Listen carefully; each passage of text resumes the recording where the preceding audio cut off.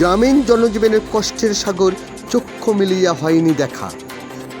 আসসালামু আলাইকুম, আমি হাবিবুর রহমান। শুরু করছি ZH টেলিভিশনের নিয়মিত সংবাদ। কাদায় ভরা কৃষকের গ্রাম, দুঃখের কোনো নেই অবসান। রাস্তায় ভাসে দুঃখের তরি, তাই তো মোরা বাঙালি। ছন্দের পাল তুলে কথার রূপরেখার ফুটে উঠেছে রংপুরের বদরগঞ্জ উপজেলার 11 নং গোপালপুর ইউনিয়নের গোপালপুর পশ্চিমপাড়া গ্রামের একটি গ্রামীণ রাস্তার জনজীবনের চিত্র। রাষ্ট্র সরকারের পালাবদলের পরিবর্তন হয়েই চলছে, কিন্তু গ্রামীণ জনপদের এই রাস্তাগুলোর উন্নয়নের ছোঁয়া কখনো লাগেনি। সংশ্লিষ্ট কর্তৃপক্ষের দৃষ্টিও পড়েনি এই গ্রামীণ জনপদের রাস্তাগুলোর ওপর। চলতে পারে না, মনে করো কাদার জন্য, পানির জন্য, গোবর, এটা মানুষের পায়খানা পর্যন্ত আর রাস্তা কাশি যায়। মানুষ কিভাবে চলবে? মসজিদের নামাজ পড়তে। আপনার নাম কি? সুলতান হোসেন। খুব কষ্ট, ভ্যান ধরি আজাব হয়ে যায়। এখানকার অবস্থা তো দেখাই যাচ্ছে, কিনে গেছে। আমার ইলে বাড়ি হতে বাইরে হওয়া মুশকিল, বাড়ি হতে বাড়াইলে আর যাওয়ার মনে না, আসলে আর বাড়ি যাওয়া হয় না।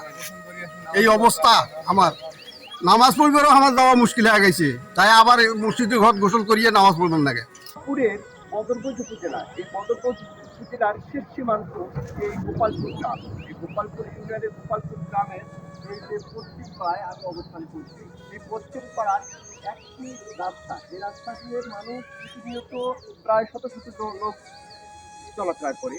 এই চলাফেরার কারণে এই রাস্তার ধারে একটি গর্ত এবং নোংরা আবর্জনা এবং পানি জলাবদ্ধতার কারণে এই এলাকার পরিবেশ দূষিত হচ্ছে এবং সাধারণ মানুষরা এখান থেকে চলাচল করতে পারতেছে না। আমি এক ভাই সাথে কথা বলবো। ভাই, আপনি নাম কি? এই রাস্তার অবস্থা দেখি আপনি বলেন। রাস্তার অবস্থা খুব সুন্দর, খুব সুন্দর। পাখা লাগবে না? আপনি না না, আমরা মমসালের লোক, পাখা নাকি না, আমাদের কাদু পানি থাকা লোক।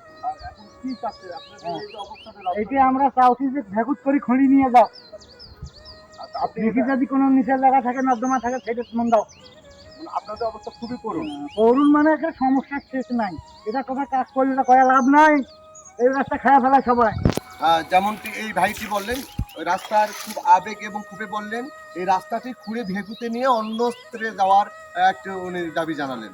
আসলে জনজীবন এত দুর্বিষহভাবে চলাফেরা করছে, এই এলাকার সাধারণ মানুষ জন দুর্ভোগের শেষ নেই। এই জন দুর্ভোগের শেষ অন্তে সংশ্লিষ্ট কর্তৃপক্ষের দৃষ্টি আকর্ষণ করে এলাকাবাসী এমনটাই প্রত্যাশা করছেন।